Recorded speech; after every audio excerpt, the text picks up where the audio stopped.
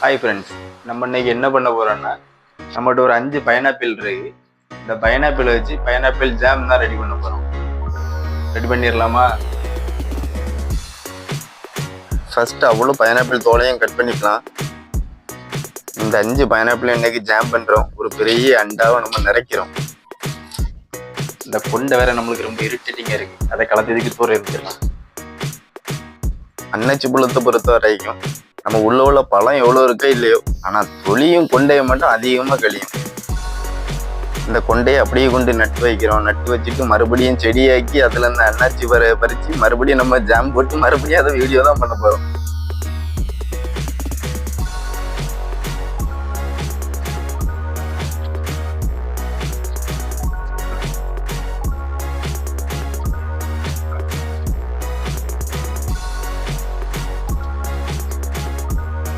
Pineapple வெட்டும் பூச்சிலேயே அப்படியே சாப்பிடலாம் போல இருக்கு.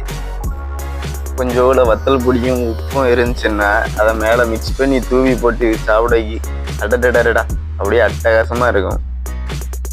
அடே சோனமுத்தான் போச்சா, கடைக்காரன் நம்மளுக்கே விபூதி அடிச்சிட்டானா. பழத்தில் ஆங்காங்கே பல ஓட்டைகள் இருக்கு, ஓசோன் ஓட்டைகளை போல. இனி இந்த அன்னாச்சி பழத்துக்கு தொலி எடுக்கிற மாதிரி ஒரு மிஷின் நம்ம தான் கண்டுபிடிக்கணும் போலுங்க. பழத்தை தூக்கி அப்படியே மிஷினுக்குள்ள போட்டாக்கி தொலியெல்லாம் எடுத்துட்டு பழம் மட்டும் வெளியே வர மாதிரி. இப்படியே தொலி எடுத்துட்டு இருக்க எவ்வளோ கடுப்பா இருக்கு. என்னடா இது, வெட்ட வெட்ட தொலி தான் வந்துட்டு இருக்கு, பழத்தை காணும். அன்னாச்சி பழத்தை பொறுத்த வரைக்கும் தொலி ரொம்ப கழியும். நம்மளும் ஒவ்வொரு பழமா எடுத்து வெட்ட தான் செய்யும். வெட்ட வெட்ட பாருங்க, தொலி தான் நிறைய வந்துட்டு இருக்கே தவிர்த்து பழம் என்னமோ சின்னதா தான் இருக்கு.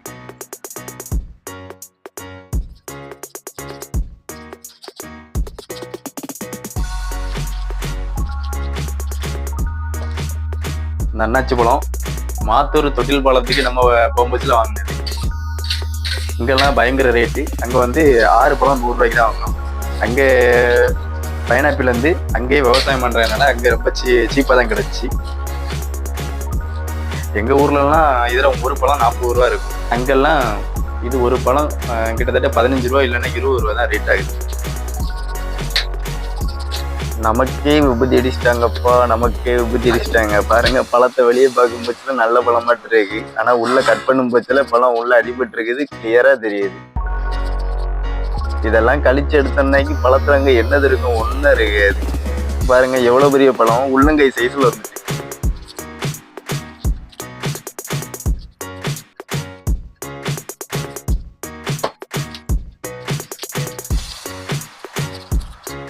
இது 5வது பழம். 5வது பழம் வெட்டிட்டு இருக்கேன். ஆனா பாருங்க, பழத்தை விட தொலி தான் அதிகமா கழிஞ்சிட்டு போகுது.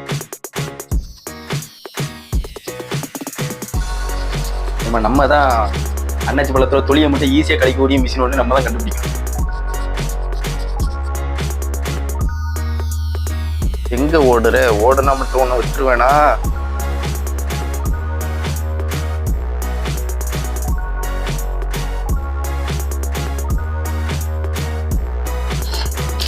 பாருங்க, 5 பழத்துல பழம் என்னமோ இதை அவ்வளோ தான் இருக்கு, ஆனா தொலியை பாருங்க அண்டை சைஸ்ல கழிஞ்சிருக்கு. இனி அவ்வளோ பைனாப்பிள் சின்னதாக பீஸ் போட்டுடலாம்.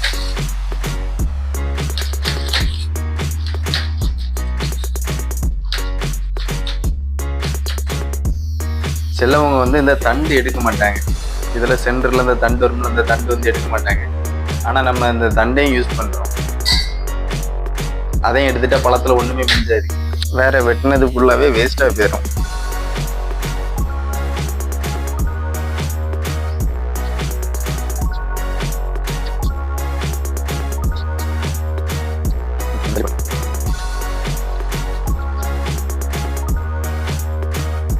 பீஸா இருக்கிறத பார்த்தாலே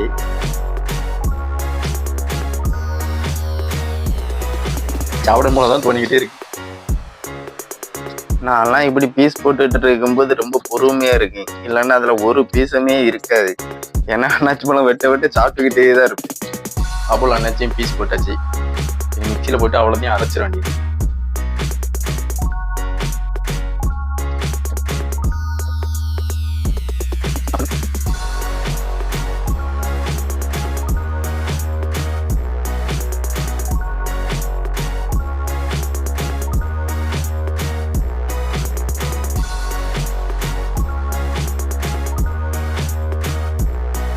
நம்ம இதில் இந்த அன்னாச்சி பேஸ்ட்டை தனியாக அரைச்சி எடுக்கும் பட்சத்தில் ஒரு கப் எடுத்துக்கிட்டோம். ஒரு கப் எடுத்து அதில் ஒவ்வொரு டம்ளராக அளந்து தான் ஊற்றணும்.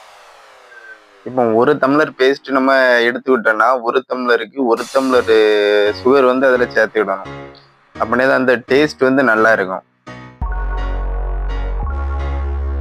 நான் வேற அதில் மிக்சியில் அரைச்சிட்டு இருக்கும்போது ஒவ்வொரு பழமாக எடுத்து சாப்பிட்டுக்கிட்டே இருந்தேன்.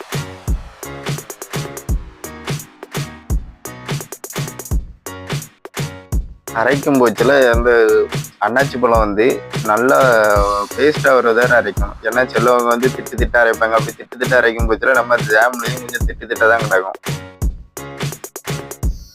பேஸ்ட்டை அரைச்சி எடுக்கும் போச்சில் தான் நல்லா இருக்கும். பேஸ்ட்டை அரைச்சி எடுத்துட்டோம்னாக்கி அதை ரெண்டாவது நம்ம ஏதாவது ப்ரெட்டில் அப்ளை பண்ணி சாப்பிடும் போச்சுலேயும் நல்லாவே இருக்கும்.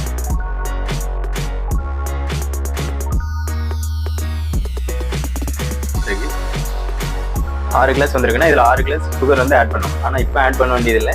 நம்ம வந்து இதை இப்போ என்ன பண்ண போகிறோம்னா கொதிக்க விட போகிறோம். இதை கொதிக்க விடும் பட்சத்தில் தான் நம்ம வந்து சுகர் வந்து ஆட் பண்ணணும். இதை அடுப்பில் வச்சு கொதிக்க உடைக்கணும்னால நம்ம என்னென்னா கரண்டியை போட்டு கிண்டிக்கிட்டே தான் இருக்கணும். ஏன்னா நம்ம கிண்டலன்னு வைங்கன்னா அது வந்து அடி பிடிச்சிக்கிடும். வேறு நீங்கள் வந்து சட்டியில் அவ்வளோ ஒட்டிக்கிட்டு கரண்டியில் எதுவுமே வரலன்னு எங்கிட்ட நீங்கள் சண்டைக்கு வந்துடக்கூடாது.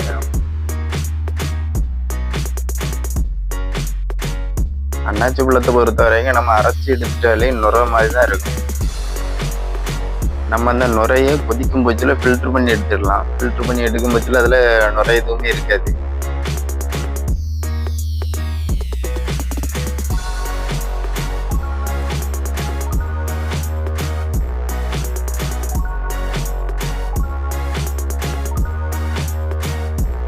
நல்லா கிண்டிக்கிட்டே இருக்கணும். சரி, நம்ம இப்போ இதில் என்னென்னா சுகர் ஆட் பண்ண போகிறோம். நம்ம இதில் ஏற்கனவே 6 டம்ளர் அளவுக்கு பேஸ்ட் எடுத்துருந்தோம். அதனால் கரெக்டாக 6 டம்ளர் அளவுக்கு நம்ம சுகர் வந்து போடணும். நீங்கள் வேறு குறைச்சி போட்டுக்கிட்டு இனிப்பு இல்லைன்னு சொல்லக்கூடாது, கூட போட்டுக்கிட்டு இனிப்பு ரொம்ப தகட்டிட்டுன்னு சொல்லக்கூடாது.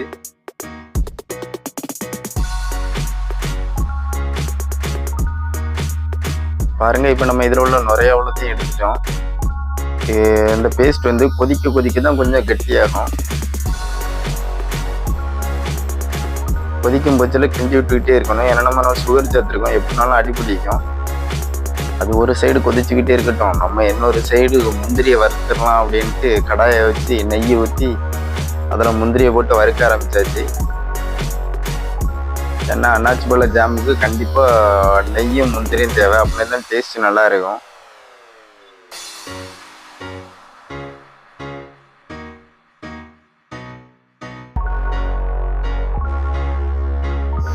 முந்திரி நல்லா பழுப்பு கலர் வர்றது வரைக்கும் நல்லா வறுத்து எடுத்துரும்.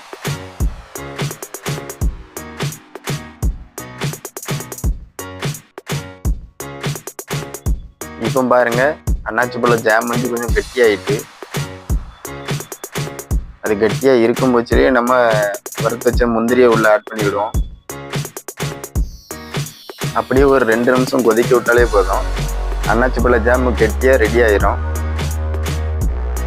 ஃபைனல் டச்சை நம்ம இதில் ஒரு அரை லெமனை புரிஞ்சு ஊற்றிட்டு ஒரு கிளறிட்டு அப்படியே நம்ம இறக்கிடலாம். இப்போ அன்னாச்சி பழ ஜாம் வந்து நம்மளுக்கு ரெடி ஆயிட்டு.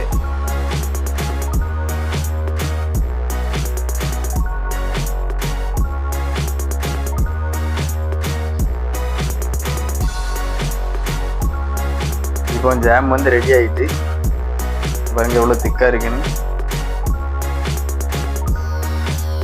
இனிமேல் நம்ம இதை பிரெட்டில் வச்சு தான் சாப்பிட போகிறோம். எல்லாரும் பிரெட்டில் பீனட் பட்டர் வச்சு சாப்பிடுவாங்க. ஆனால் வந்து இந்த ஜாம் வச்சு சாப்பிடும்போது உண்மையாகவே ரொம்ப டேஸ்டாக இருக்கும்.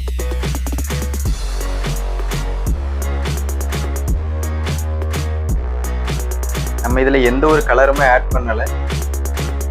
இது எல்லாமே பைனாப்பிள் உள்ள கலர் தான்.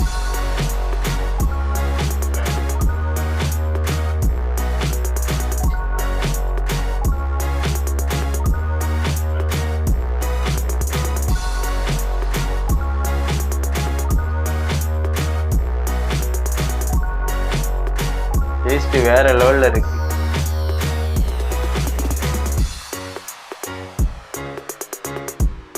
பிரெட்ல எவ்வளோ ஜாம் வச்சு சாப்பிட்டு பார்த்துருக்கோம். ஆனால் பைனாப்பிள் ஜாம் வச்சு சாப்பிடும்போது டேஸ்ட் உண்மையாலவே ரொம்ப அருமையாக இருக்கு. இதில் நம்ம லெமன் சேர்த்துருக்கனால அவ்வளோ ஈஸியாக கெட்டு போகாது. அப்பத்தா காலம் வரைக்கும் அப்படியே தான் இருக்கும். நம்ம இதை என்ன பண்ணோம்னா காற்று போகாத அளவுக்கு ஒரு டப்பாயில் இறுக்கி பிடிச்சி மூடி வச்சிடணும். அந்த ஜாமில் ஈரமாக எந்த ஒரு ஸ்பூனுமே நம்ம யூஸ் பண்ணக்கூடாது. யூஸ் பண்ணாலே உடனே கெட்டு போயிடும். இங்கே ஈரமாக எந்த ஸ்பூனுமே யூஸ் பண்ணாமல் அந்த டப்பாயை மூடி வச்சே யூஸ் பண்ணும்போது உங்களுக்கு அது ரொம்ப நாள் அப்படியே தான் இருக்கும், ஒன்றும் செய்யாது. உங்களுக்கு இந்த வீடியோ பிடிச்சிருந்ததுன்னா மறக்காமல் லைக் பண்ணுங்கள், நம்ம சேனலை சப்ஸ்கிரைப் பண்ணிடுங்க. உங்களுக்கும் பைனாப்பிள் ஜாம் பிடிக்கும்னா மறக்காமல் கமெண்ட் பண்ணிடுங்க.